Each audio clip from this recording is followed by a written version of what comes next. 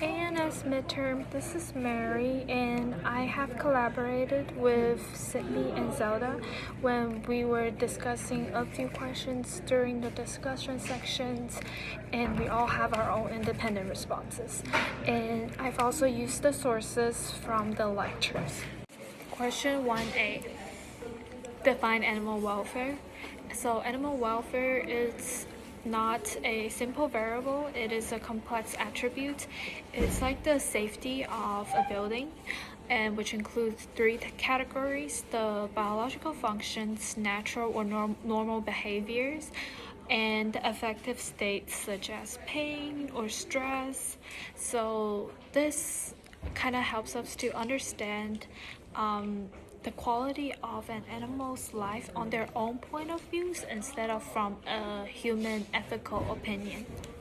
The sampling strategies that Adrian used was instantaneous sampling because he only checked on blue every 5 minutes and recorded their behaviors only based on that moment.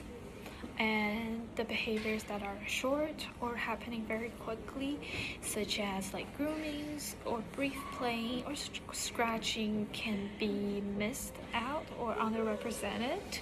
And also the observations are only being done in daylight time, so any activity that happens at night may not be recorded. Question 2B. So even assuming that the time budgets recorded actually represents Blue's true behavior, it still does not support the conclusion that the ball is very important to Blue's welfare.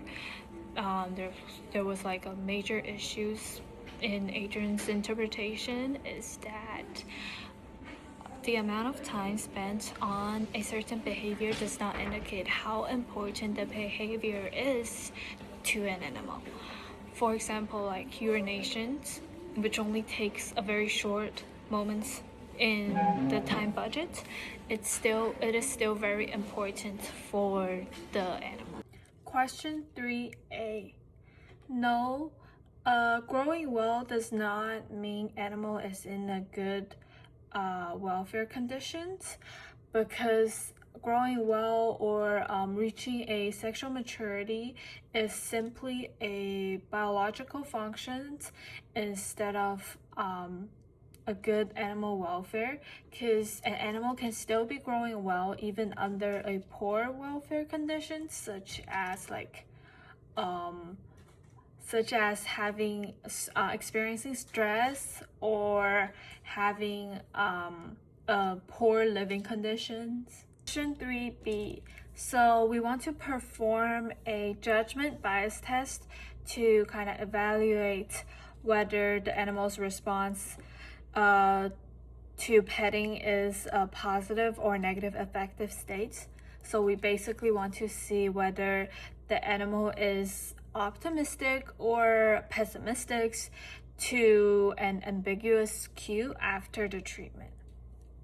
Question 3C. So to set up the data collections, we can first train Blue to associate a positive cue and a negative cue. So in terms of positive cues, we can have like a white bowl with some food rewards as a positive outcomes, and then for negative there can be a black bowl with no food, so that Blue knows whenever there's a white bowl there are food in there. But there could be some limitation that Blue may not be able to see the color difference. But we can also have an ambiguous cue, which could be like a gray bowl, so that Blue does not know if there is food in there or not, and that could be our normal baseline responses.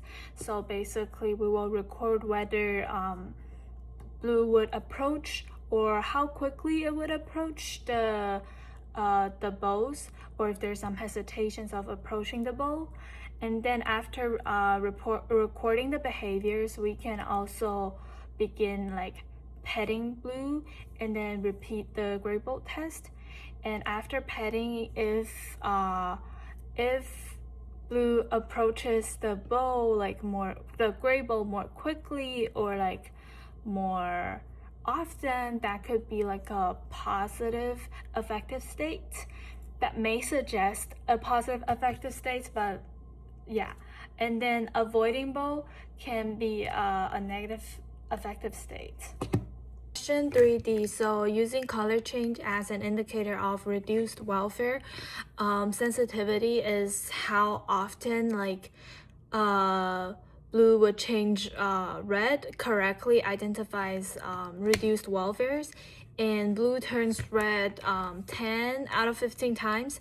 So when reduced welfare, so the sensitivity is 10 out of 15, which is 2 out of 3, which is about 66%.